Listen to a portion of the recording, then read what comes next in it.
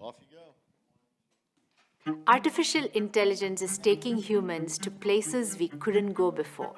That's what makes this the age of width. The next question is, where can humans take AI? From the boardroom to the college lab, the Deloitte AI Institute is bringing forth insights and using our deep knowledge of all aspects of AI to make sense of this complex ecosystem. We are not just preparing to meet the AI future, we are shaping it together.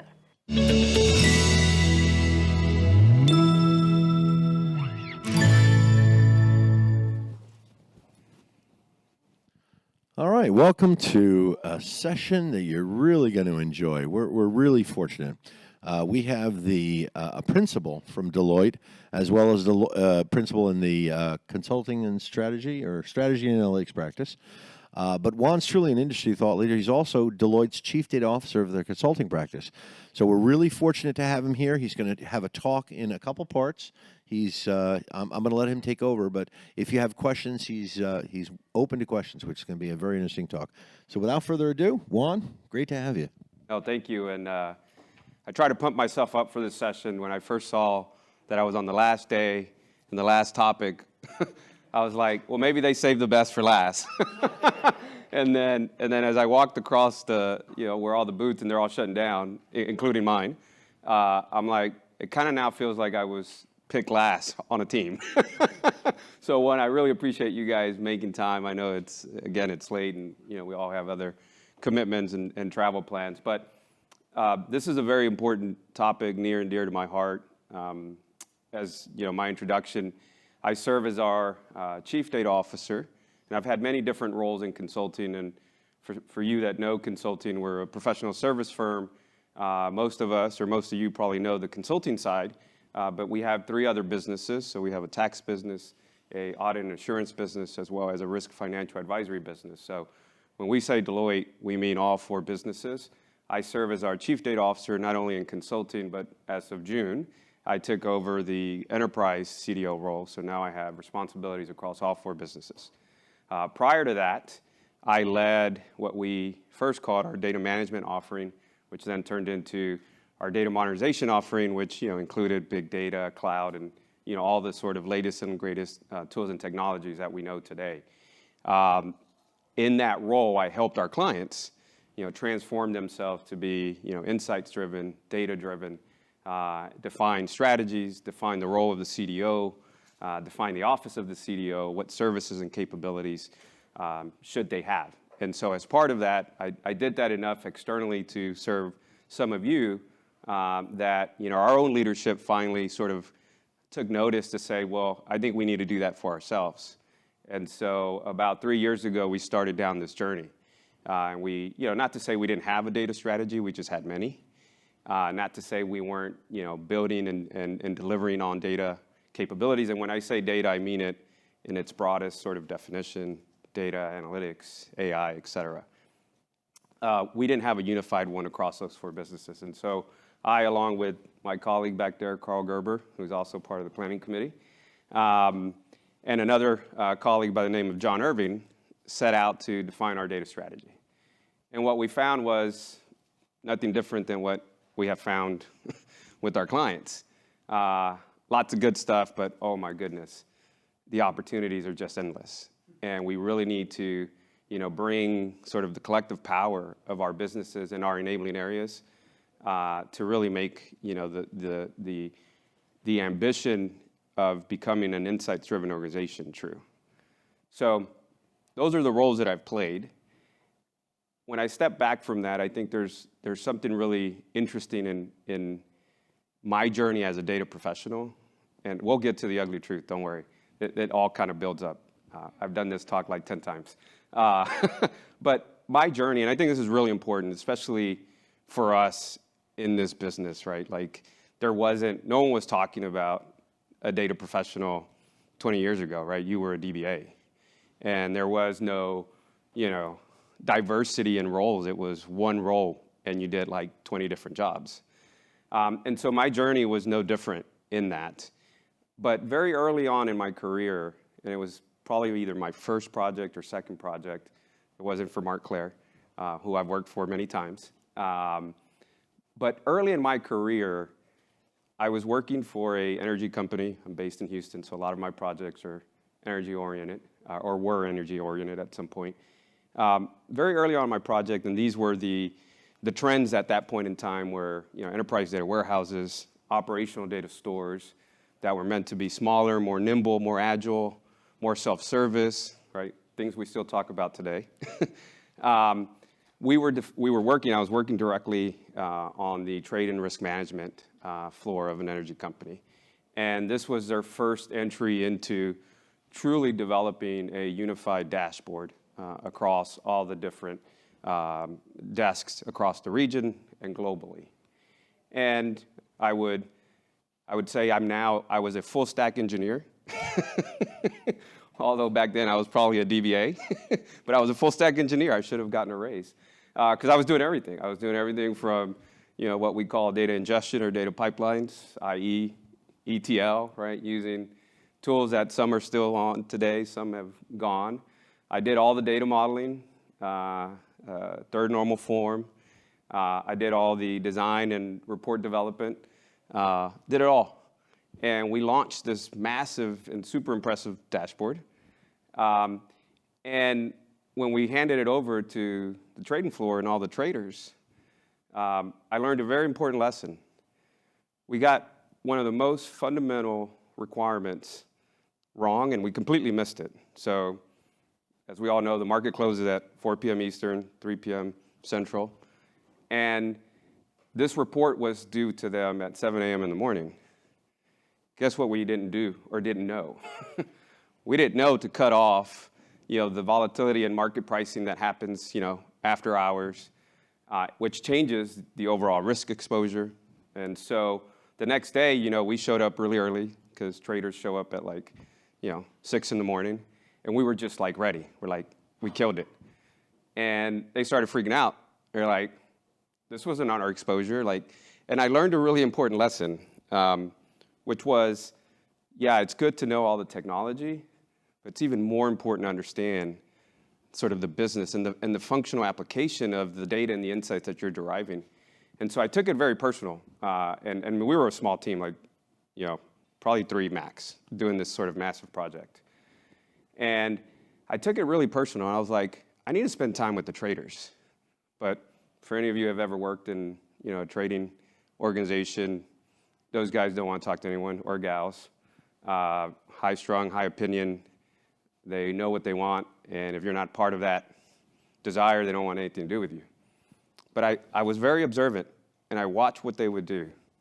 Very early risers. I learned that they would go to the company gym, 4:30, 5 o'clock in the morning.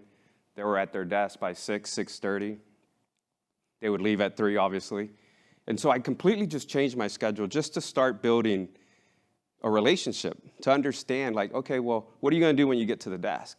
And do it in a way that wasn't, kind of work-oriented. It was more, I want to learn, I want to understand what you do.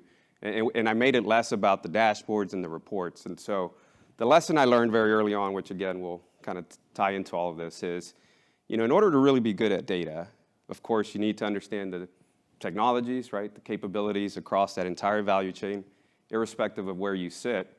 But you also need to understand the business, how they're using that data, almost put yourself in that day in the life.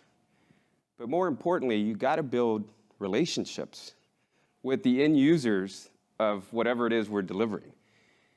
And I learned this, 20 plus years. I've been doing consulting for 25 years. And I learned this very early on, and it just kind of wired me in a very, very different way, and has really just kind of shaped the way I think, okay? And so you fast forward that, when I was the data modernization offering leader for the firm, I really took those sort of lessons, and they kind of hardened themselves. They really hardened themselves to sort of 3 guiding principles. And we kind of called it the 3 legs of the stool.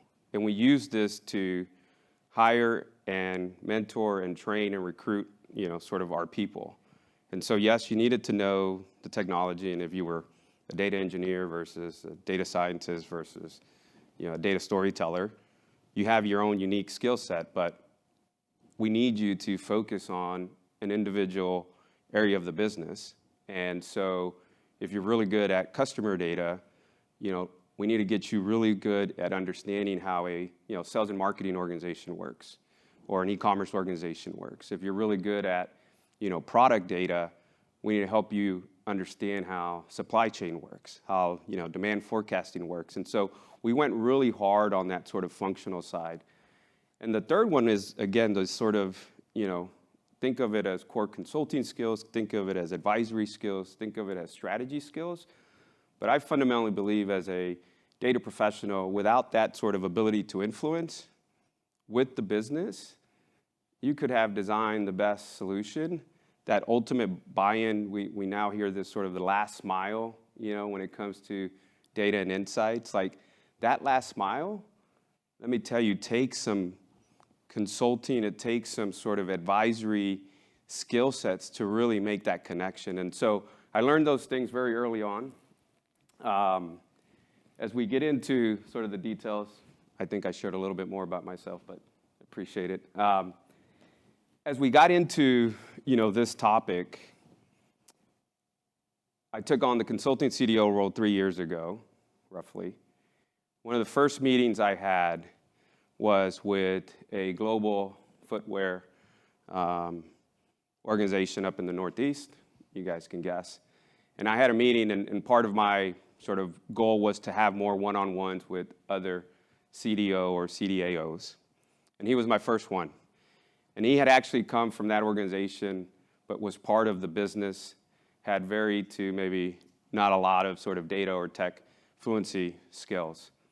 And, after the, hey, who are you, blah, blah, blah, here's what I'm doing, kind of sharing stories, he kind of paused and said, Juan, why is data so hard? And no one had ever asked me that question that directly. Like we've all gotten lots of other questions. Are we done yet? Why is it taking it so long? Why do we need to spend that much money? Right? There's been other questions sort of at the surface. And when he asked me this question, I was like, I paused. And as a consultant, we have a rule. You can't pause for more than 10 seconds. Right? Like you just can't. Our job is to advise our clients. And I'm like, holy shit. Okay, you're right. It is hard. It is hard. And it started at that point in time for us to really start to understand, well, why is it hard? We formalized a survey early this year. So it took us a while, but we really took it to heart to say, this is a really hard question, right? And there's not one answer. There's many answers. You see, some of the major themes that I think aren't necessarily unique to any of us in sort of the data professional world. But what we did with this survey was, instead of repeating kind of the answers, we went one step further. We went one step into what people were saying and why. And what we uncovered was a lot of nuances that might sound like ownership, might sound like value. There are nuances to what makes data hard. And the whole intent behind this topic, which I'll do a selfish plug, we did a LinkedIn Live series in the spring, still available, where we hosted other members to sort of speak about this. And we go into a lot greater detail on all these 5. But there is nuances, and I think as a profession, we need to understand these nuances because it only gives us an opportunity to truly set the right expectations, but also ensure we're getting the right commitment from the leaders within your organization. And so with that, we'll get into the first one. And some of these, by design, the nuance is confrontational, right? There is no one point of view. There is no one right answer. Some people will agree. Some people will absolutely disagree. And so how do you truly calculate the value of data? Can you?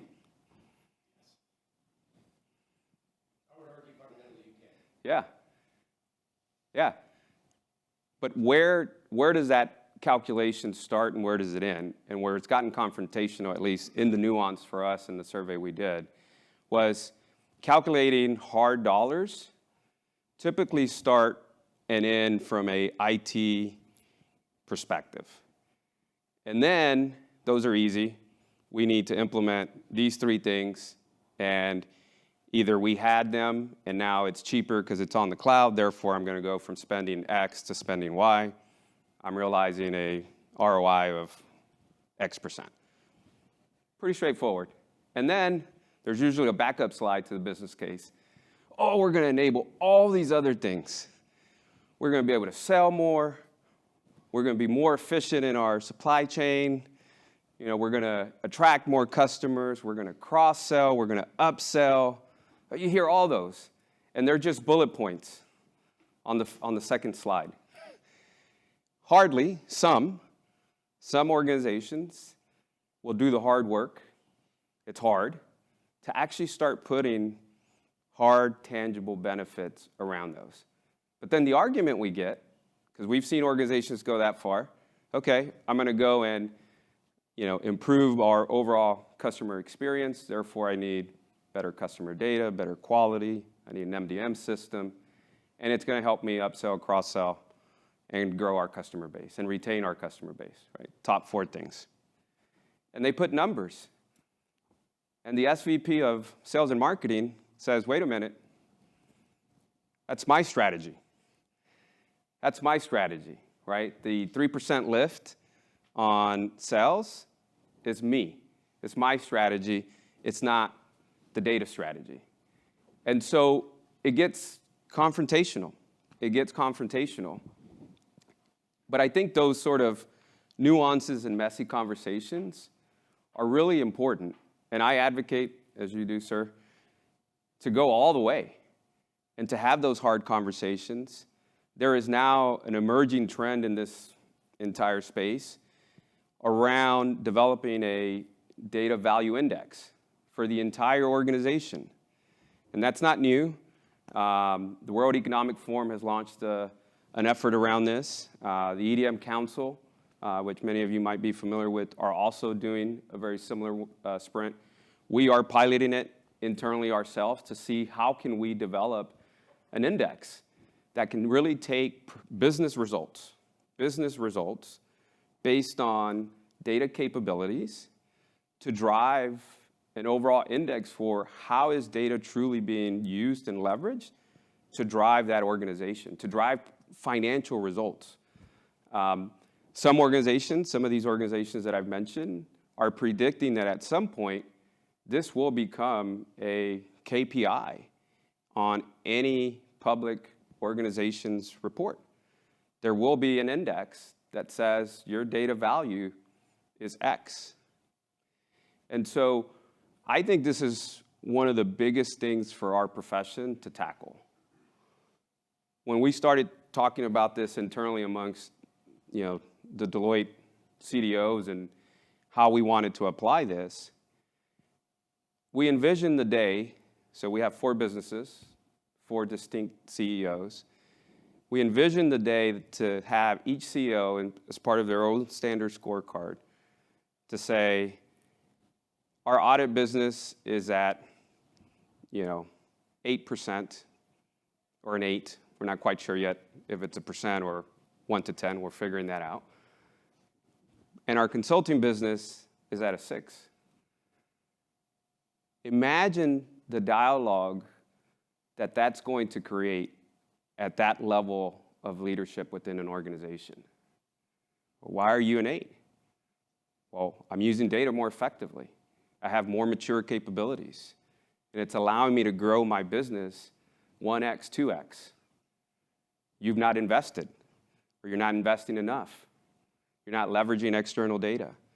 And that's how we believe, in our own perspective and point of view in this nuanced topic. Yes, you need to calculate it. It is hard. We believe there's emerging trends like a data value index that will ultimately help all of our organizations be able to have a conversation with the executive leadership team that really matters to them.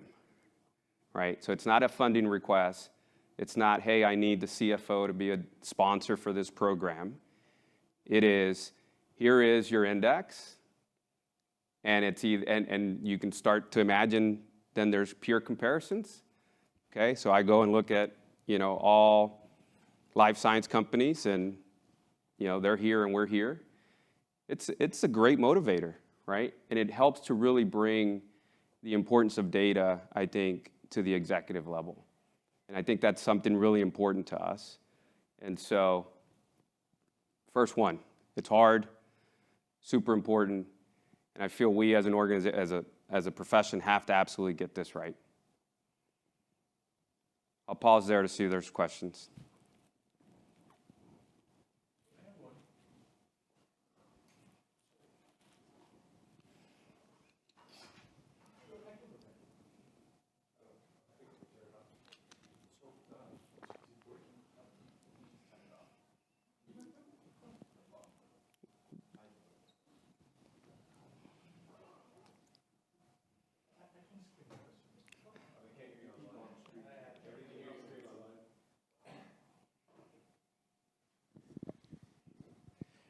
Thank you. No, it's more a comment than a question, right? So I think it's easier to measure the value of a specific initiative than the combined value of many initiatives, right? Because one interferes in the other. So I saw a case of a company that had 120% of the revenue from data initiatives, which is impossible because they kind of stacked all of the values, right? And said, this is our contribution, right? Do you have any methodology to measure this combined value of initiatives when one interferes in the other? Yeah, so for us, the high-level formula, and again, it's still all in progress, but as I mentioned, and there's art to the science, but there is the business financial performance of the organization. In our case, we'll take consulting. As you said, within each business, there's multiple services, if you will. And so we need to get down to that level of precision. So we go from one business to 6 mini, lines of business. And we got to get to that level of precision to understand performance. And then we double click on that business to understand the investments, the cost to data capabilities, to implement, to run, to operate. And then the third one, actually, which I think is a unique one, is this notion of safeguarding trust, this notion of ensuring that we are using data appropriately and ethically is sort of the third pillar. And so for us, those are the dimensions that we are now coming up with the math and the algorithm. And there will be some art in terms of how we connect these things. But that's where we're going. And it's sort of those three broad categories to get there. Great. Question? So this data value index is quite interesting. Do you have any sense of what would make up that index? Is it just the ROI or the dollar values, or it's more than that? Well, it's more than that, right? As I described it, like we have to look. It's shifting from a program, project, initiative funding construct, which is, I think, what we do today. And if you're good, you tie data investments to business outcomes. This is at the overall business performance level. And that's where it gets hard. And that's where these three dimensions of, the financial performance, the cost of the data capabilities, as well as the trust dimension to get to this index. How do you do that for reporting-based data products and initiatives? That's where we are struggling. Yep. So we do have many kind of data products that drive customer experiences, Lego engines where you can do an A/B test and then measure the uplift. So that's cool. But Yep. How do you do that? For more of the standard foundational capabilities, is that the question? Enable users to have more data-driven decisions by saying, hey, can we look into our customer care calls, understand why customers are calling? Can we Yep. apply NLP to find that out? No direct value from that, right? Yep. Yeah, so there's this notion of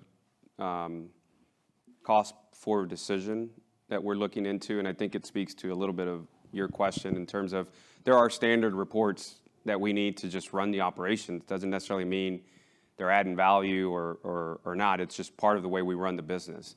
And so there is a little bit of that construct that we are trying to figure out for some of those more foundational things that aren't necessarily directly tied to, you know, the financial performance of the organization. All right.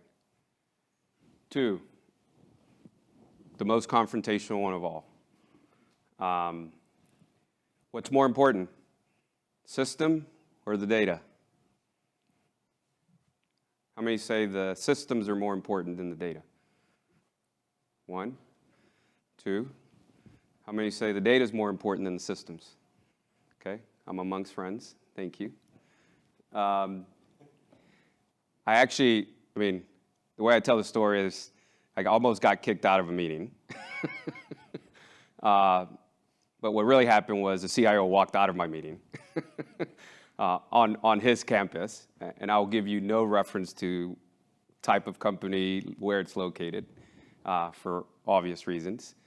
But they were undergoing a large, massive ERP transformation.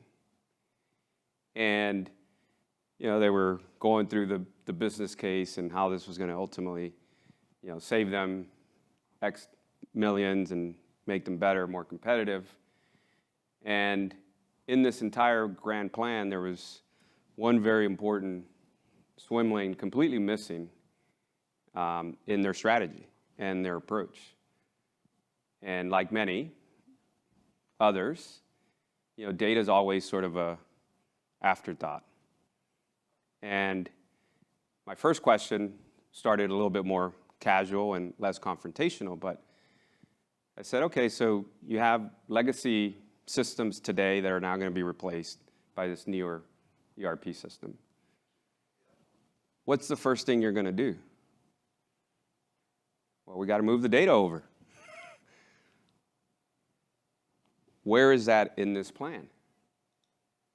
And how are you going to ensure you're bringing the right data?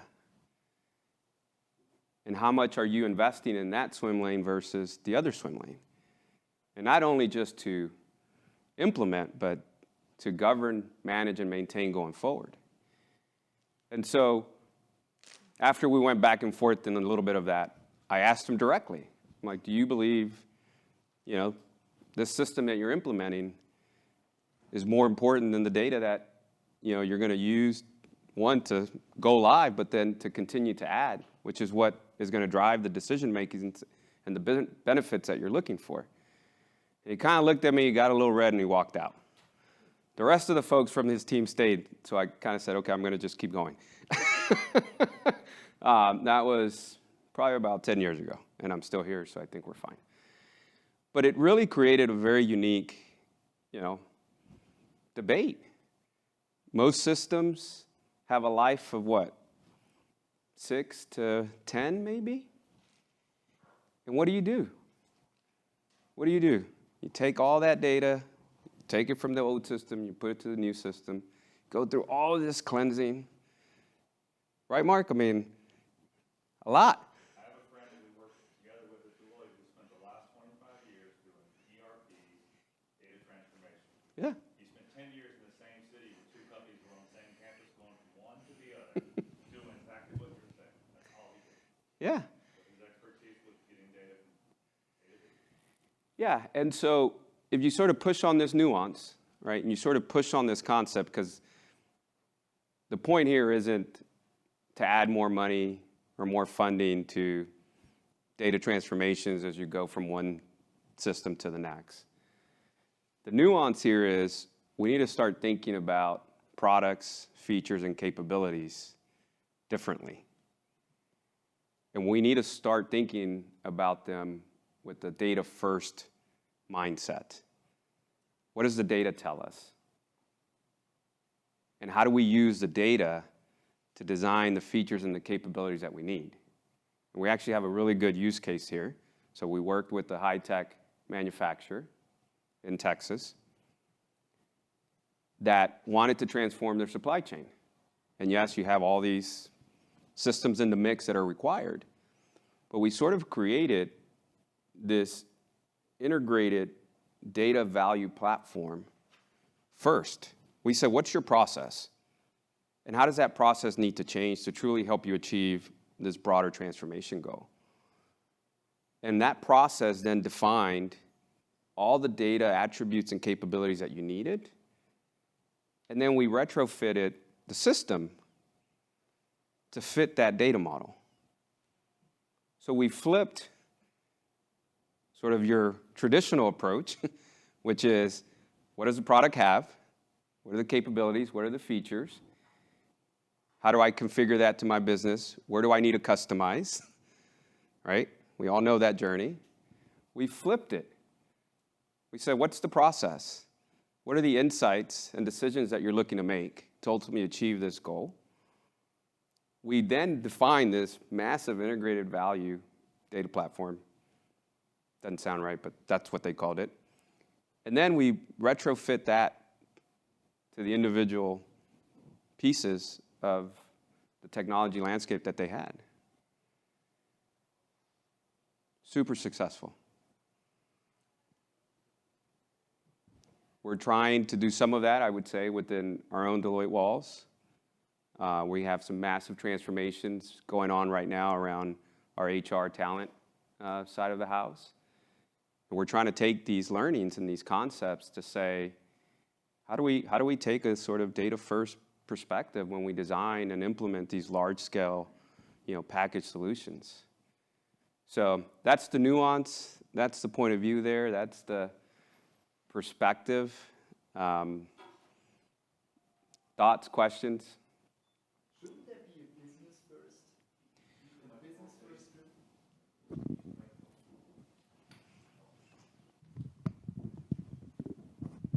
So as a chief data officer, of course, I like data first, so I like that approach. But shouldn't that be, in the end, business first? Because in the end, business might change. That might then lead that the data might change. And data might not be the same data over the last 10 years. And I might not need the data from the last 5 years. Again, I just don't need it anymore because I'm in a different business. So Yeah.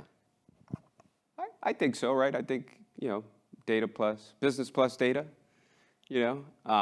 I don't disagree, right? And even if you follow the approach we took, it was very much a business process that led to this sort of integrated data view, irrespective of what the system had or needed. Question in the back? Juan, one question for you. Do you think this concept of system or data first or after is a steady state or is just a catch-up mode? In other words, my response will be both are important. If you in the ideal world, they should live in harmony. There should not be any difference, right? Yeah. We are forced to say data first as a reaction to being data second. Right. Right? So it's in this moment in the trajectory, maybe it's going to be for many years to come, right? But on the ideal world, it shouldn't be one first and the other one second, or third, including the business, no? So I think this is, my comment is, I agree on that, but I think it's a reflection Point in of time. the need to say, we're also here. No, that's great. And again, I love debating because I don't agree with that. No, and honestly, I think technology continues to change, and it will always continue to change. There will always be a better tool. And I think the data continues to outlive all those systems. I was at our previous Deloitte session on ESG and the importance of data, and our climate data scientist said, the number one thing that is the most important to help society solve this is data. And yes, there's lots of new tools, and there will continue to be new tools. But also data. So yeah, look, I think, for me, again, it's the nuances that I think you have to, one, understand and then tailor to what makes the most sense. And for me, it's all about helping our profession continue to be more successful in what we're trying to achieve for our organizations. And you should be having this conversation, right? We should be having this conversation with your leaders.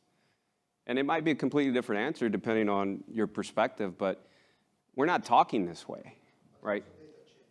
The data that the business change, Yeah. the data that you're using change. So the constant Sure. For sure. And it is changing. It's growing new sources. Yeah. The data that you need is different. So again, that's what I'm saying. Yeah. Of course, I like the data first, but I think intellectually, I see the value To catch up to, yeah. I like it. I like it. Thank you for that. Hello.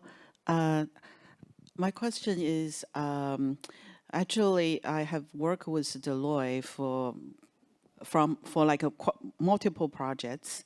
So what I find is using Deloitte as example, probably 7-8 years ago, it is very true. When Deloitte come, right, to do a big ERP system implementation, data is probably one of the last few topics, right, that will be discussed. Who did you work with?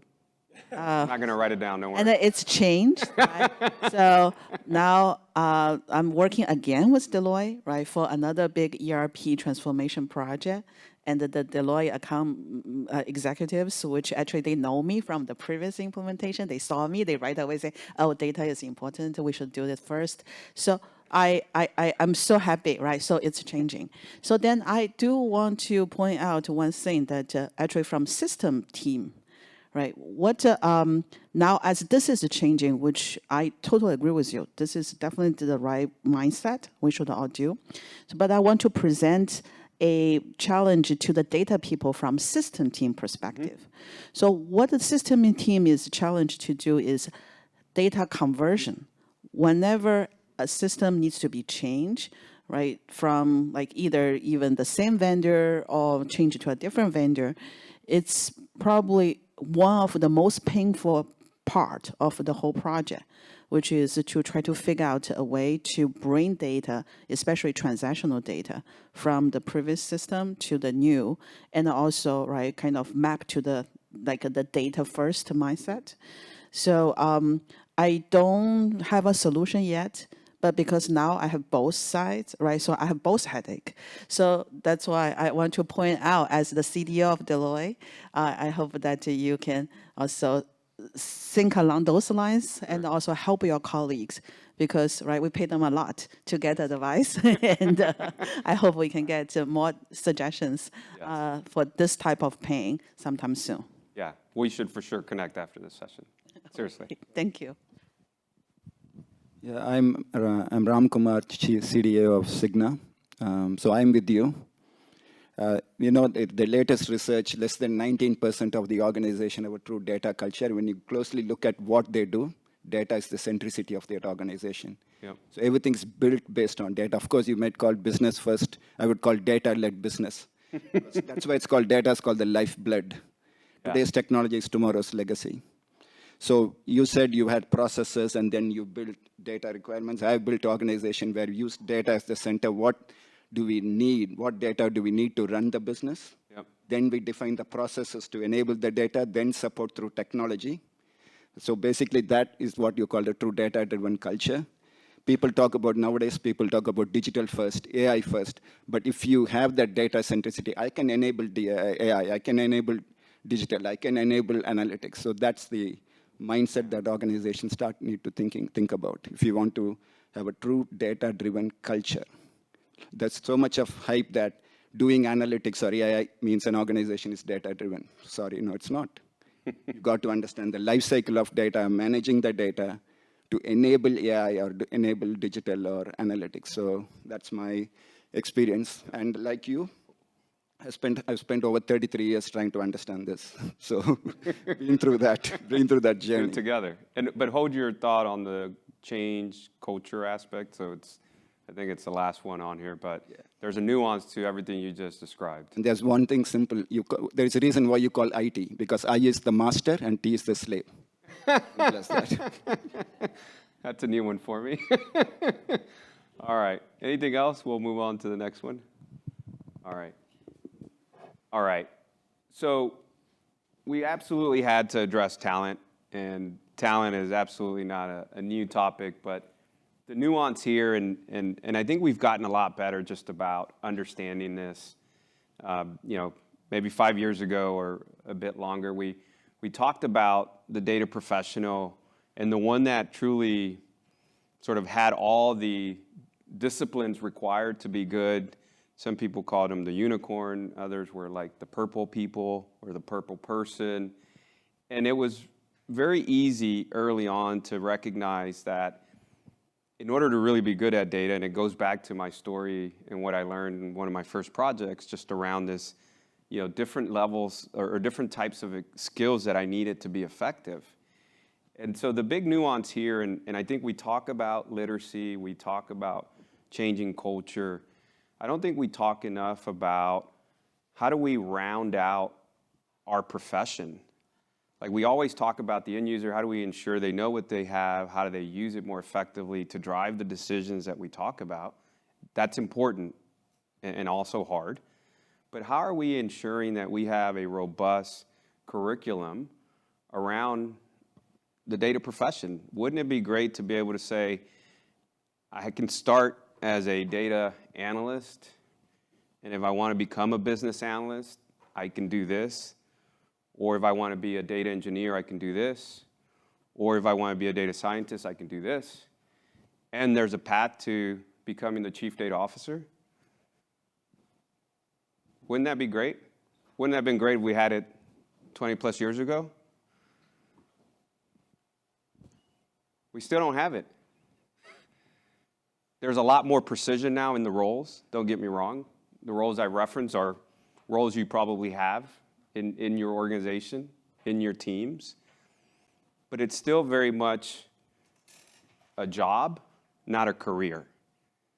And that's the big nuance here is how do we, again, the entire point of this discussion is discussing the nuances so that we can ultimately help achieve our profession grow and therefore our companies be more successful in this. And so that's the nuance here. The example I have on this one is we were working with a global food supplier, and they really went hard after this. And they recognized this sort of multidisciplinary skill set that I needed someone to understand the technology, I needed someone to understand the sales and marketing organization or the finance organization, and I needed someone to have this sort of consulting strategy advisory type of skill sets to bring all these pieces together. And it wasn't one person. It wasn't even 3, it was probably like 10. But they took a really big, bold step because they recognized that they needed to start to cross-train, right? So that was sort of step 1 in their journey. They're like, how do I help my sales director, right, or my sales rep understand a little bit more about the technology that's enabling, his sales activities?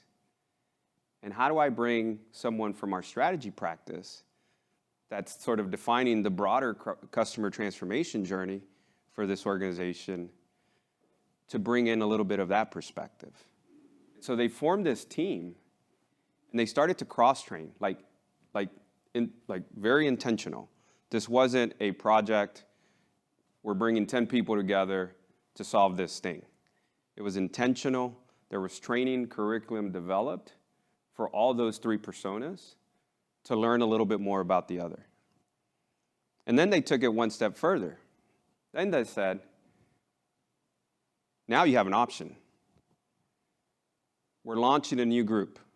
We're standing up a new team. And you have the option to stay in your old job, or you can move into this one. And here's the roles, and here's how we think it's going to grow, and here's how we think it's going to impact the organization.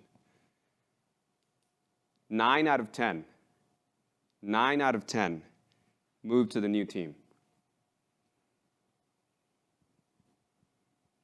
I thought that was pretty cool. But how do we do that? How do we do that as a profession? How do we bring a little more of the, whatever the function, irrespective of the industry that you serve, how do we bring that and we make it more intentional? And I think there's lots of good examples. I know lots of organizations are doing this cross-training.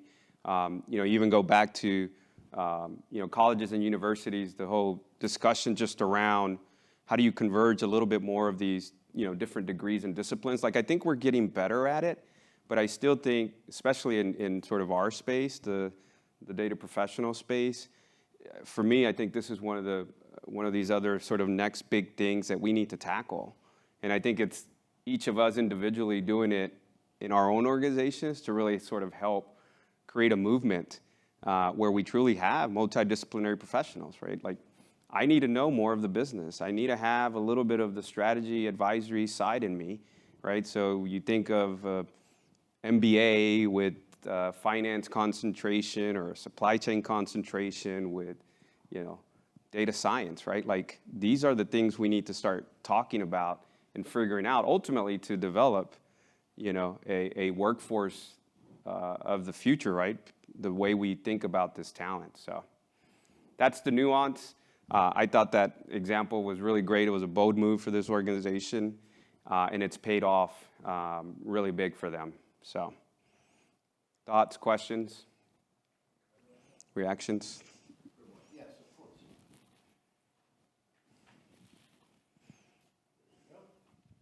Juan, I think you've done at least one of these. In every organization I've gone into, there were no data roles. Yep. Some of these are the largest, financial and healthcare organizations in the world. And we've always had to define the roles, the responsibilities, the job hierarchies, the training, career development, all of that. And there hasn't really been industry standards. And, I think that's one of the things with the consultancies like Deloitte, with EDM Council, I think it's an opportunity. Yep.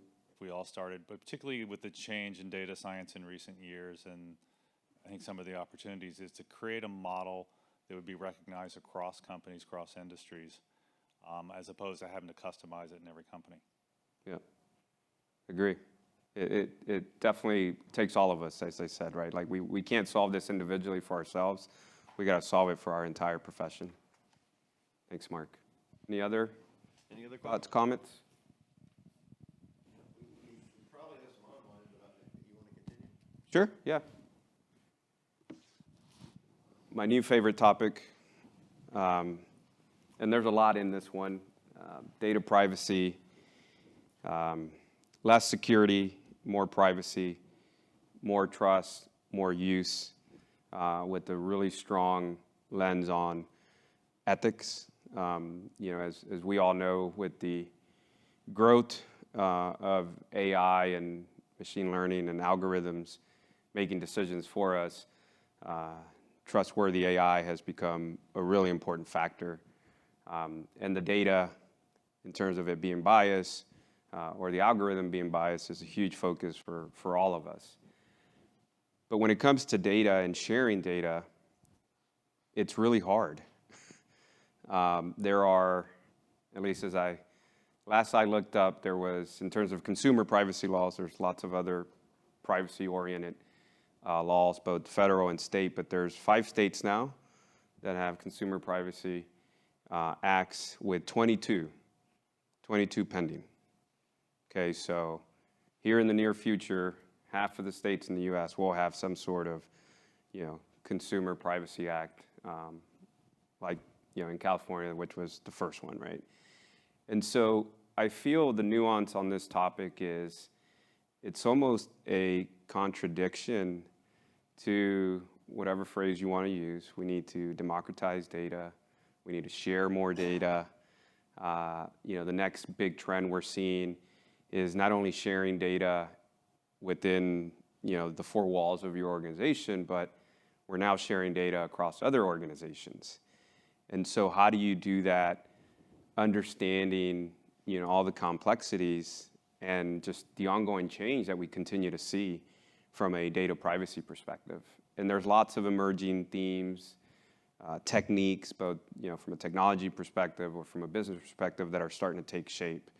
But this is a really important one for us. We believe our ability to change the way we serve our clients requires a lot more data. Our profession is changing rapidly. It's no longer just really smart people. It's smart people with really good data and really good products. And so we don't make anything, so we don't have any data. And so how do we get that data?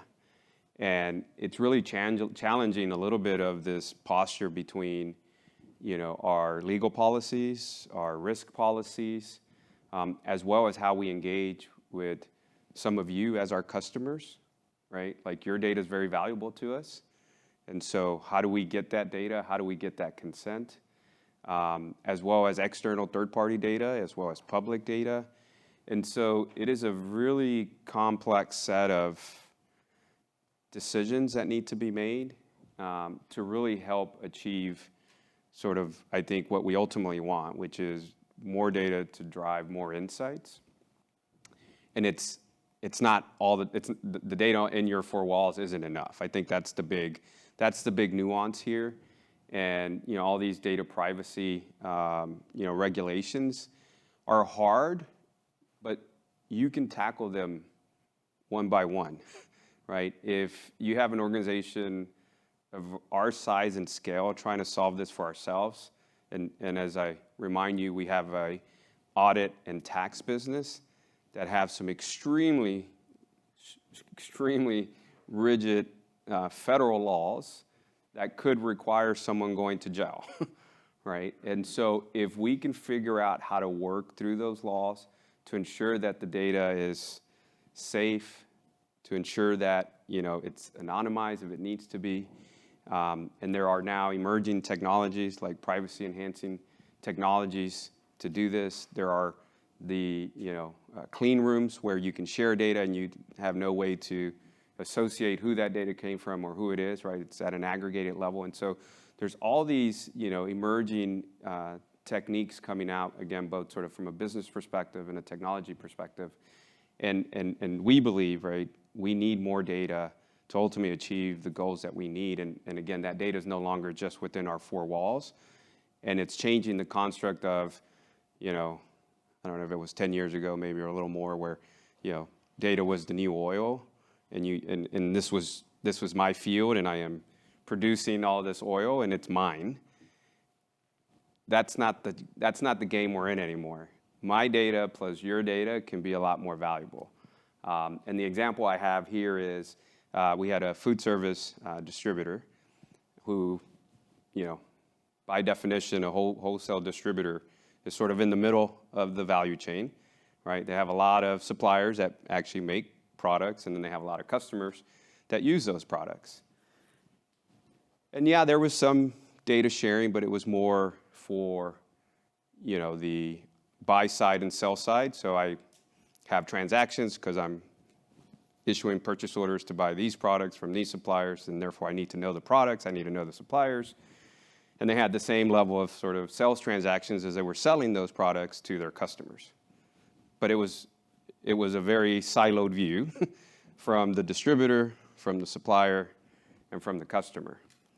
And so they took another big, bold step to say, wouldn't it be great for all of us, right? For all of us, all three parts of the supply chain, to create this, what they call information agreement. So they drafted up an agreement that said, we are going to share this data for these purposes. And this is the value proposition for you, supplier, and for you, customer. And you think about that integrated value chain across a very, I think, complex set of organizations or industries, right? They all deal with their own issues, either from a food supply perspective, customer preferences, demands are changing. And so, but they integrated, they created this information agreement to share data. And it was, a first of its kind. We're seeing more of these sort of integrated, I think the pandemic was another really good example where you saw, government, life science, healthcare organizations share data in ways we've never shared them before. There was a common purpose, which is always good. But what we liked about this sort of integrated value chain view and bringing more data together, what we found really interesting there was it had to be a win-win sort of relationship. I think when we thought about data monetization historically, it was, I'm selling you my data to make money, and it always felt one way. I think that's changing in this sort of data sharing model, and it's got to be, win-win for both parties or all parties, depending on, the business model that you take. And so that's the nuance here. That's the key takeaway. And I know I'm running out of time, so. All right, so the last one. We mentioned culture and the need for helping. This is now, I've been talking mostly about the data teams, right? The Office of CDO, the CDO.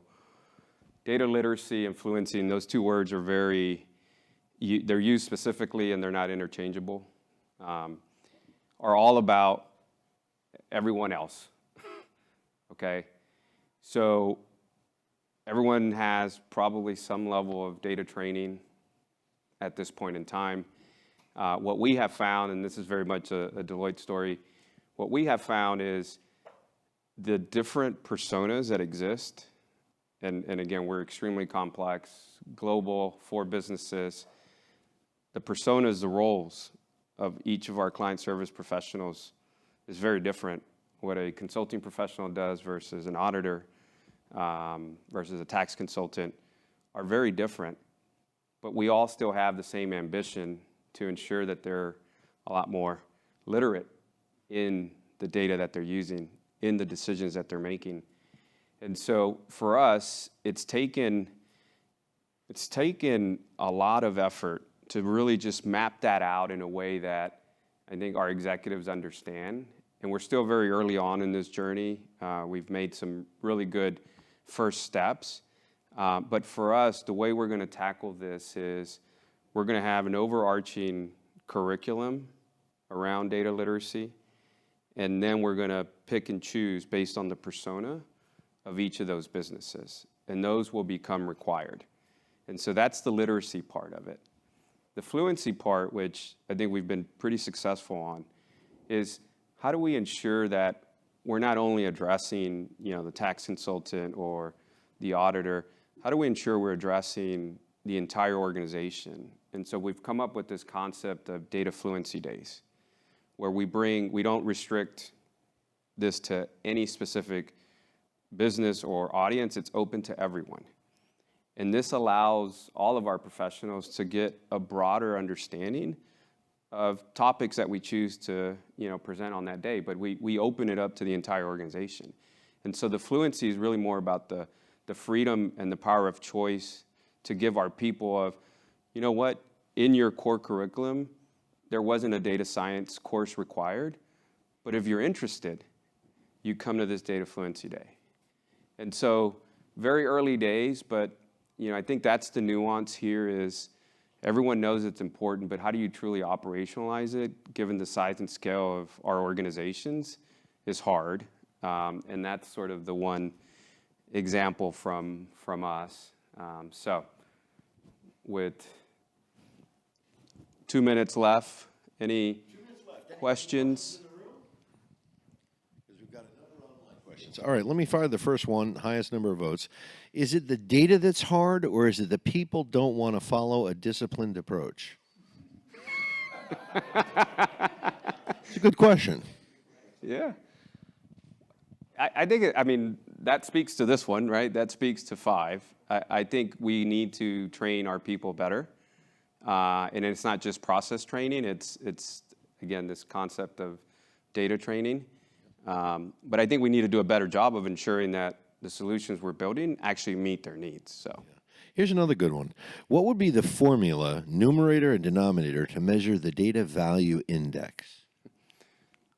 All right, I've tried to answer this one at least 3 times, so I'm doing a really bad job. So there's 3 dimensions for us. Right. We're still working on it. Some of this is confidential to us, so I'm not disclosing a certain level of information, but I go back to financial results, right, the performance of the business, the cost of the data capabilities, and then the ethics and trust. Like those are our 3 categories. Right. The formulas are what we're working through, and all right, that's proprietary. That's fine. What is the learning path suggested for professionals coming from different disciplines to get into data projects? What is the Sorry. You want me to repeat that? What is the learning path suggested for professionals coming from different disciplines to get into data projects? Got it. Actually, I think a professional, assuming they're coming from, like, let's say more of the functional business domain, I think that's a great starting point. Like the example I mentioned, to get onto a data project. Like I think there's more value in understanding the business. The data part is pretty easy. All right. Well, we actually hit the time. We were really fortunate, though, to have you here. I mean, this is the CDO and obviously a person with a wealth of experience. So let's give him a hand. And so this is the very last session of the day at the MIT CDO Symposium, except for what we call the wrap-up session, which is where we go through and we wrap up all of the sessions of the Symposium of events. We show you photos. We give you what's a preview for next year. We're on a short break. It's a 30-minute break. Frankly, we're going to try and cut it to 15 minutes. Why don't you go grab something to drink and run over into the conference room across the way. For those of you who are online, you can catch it online starting at 4:30. Okay, thank you.